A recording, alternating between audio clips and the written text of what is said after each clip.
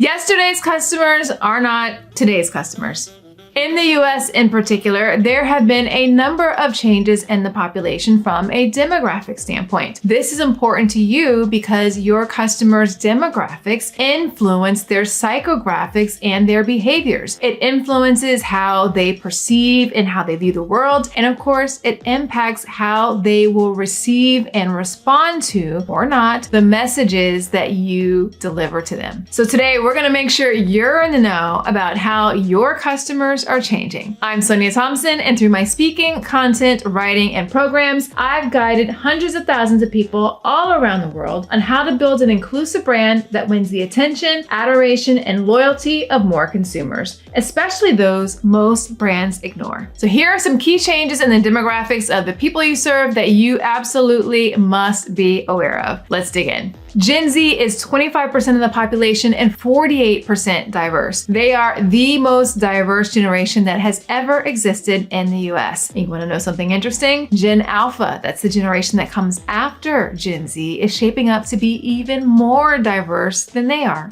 In the 2020 US Census, it showed that the white population fell for the first time below 60%. They are at 57.8%. Now, as a result of all these changes from an ethnicity and race standpoint, a lot more brands have started to make shifts in the visual imagery that they put forth, and they've started to become much more representative. We're going to talk a little bit more about that later. Another demographic change that you need to be aware of is that of body size. The average size of a woman in the US is a size 16 to 18. By the way, have you ever thought about why they only seem to be measuring the size of women and they're not measuring the size of men? Food for thought. So more brands are starting to take into account that the population is growing in terms of body size. In summer 2021, Old Navy announced that they were going to be more inclusive, not only in their sizing, but in the overall experience within their retail stores and online. They decided that they are going to offer women's sizes in particular from size 0 to 30. They were going to move beyond just one size of mannequins and offer them in a range of sizes. They also introduced price parity for clothes at larger sizes. It used to be for a lot of brands where they charge higher prices for higher sizes, but now Old Navy will no longer do that. So a shirt that's a size 4 and a shirt that's a size 24 is going to be the same price. One other change they made to make sure that they were going to be delivering an inclusive experience was they did away with distinctions between women's and plus size sections, both in their stores and online. So now all the clothing will be merchandised together. So no one has to go to a separate size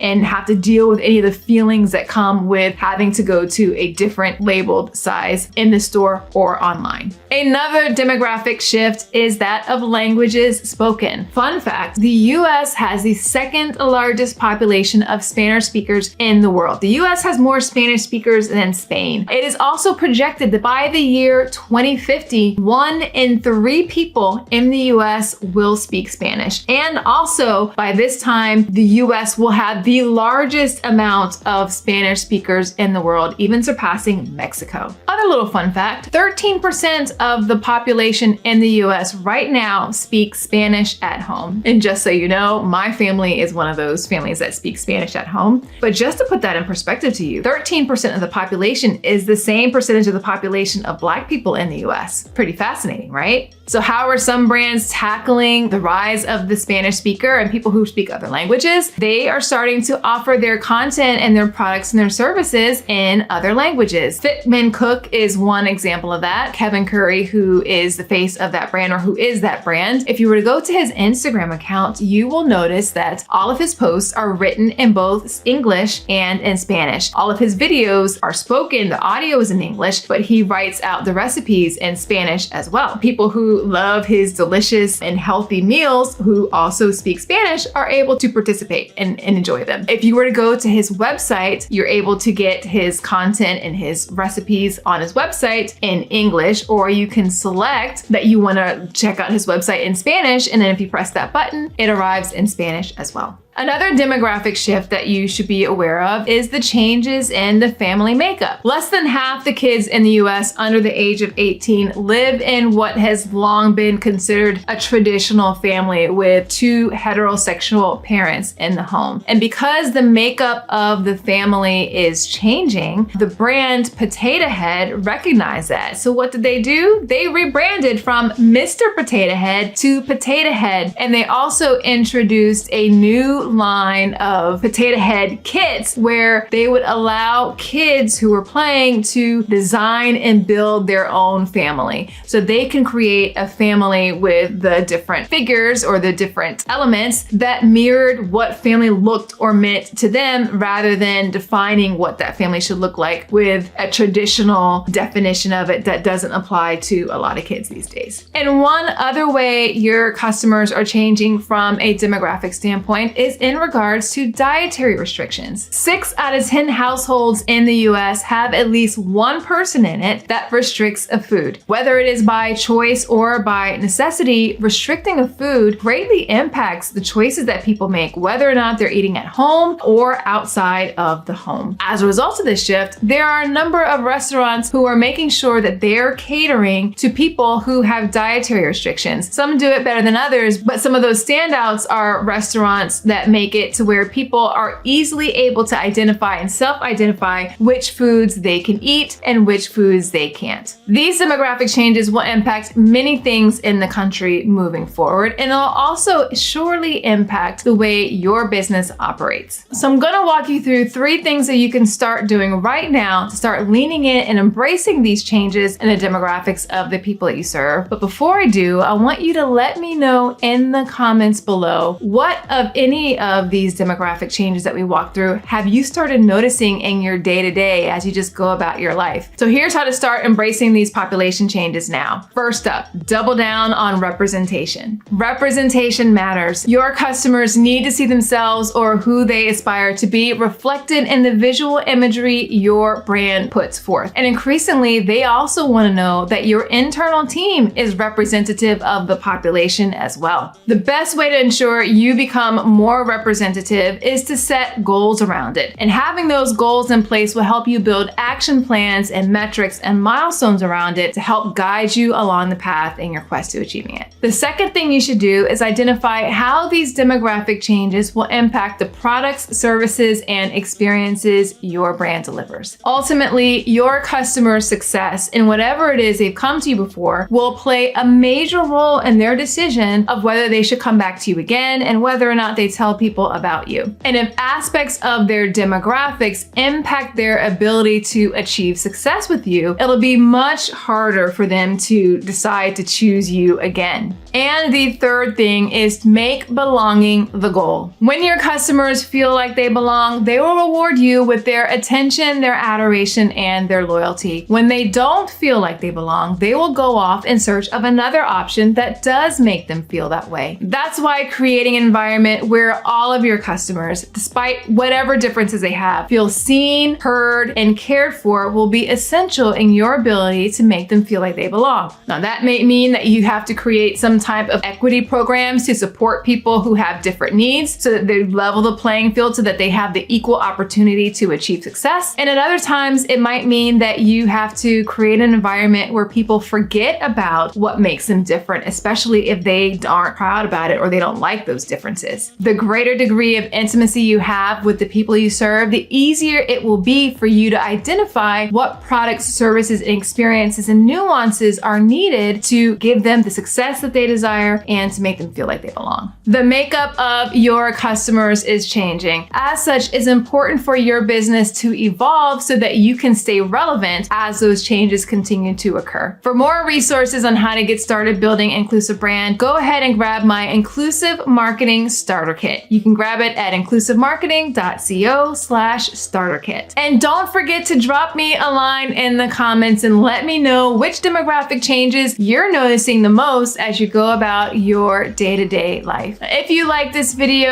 I would love it, love it, love it if you would give it a like, subscribe to the channel if you haven't done so already, and then go and connect with me on Instagram if we're not connected there. I put a lot more content there and I hang out there a lot these days, so it would be great to continue the conversation with you there. Remember, everyone deserves to have a place where they belong. Let's use our individual and our collective power to ensure more people feel like they do. Ciao for now. See you soon.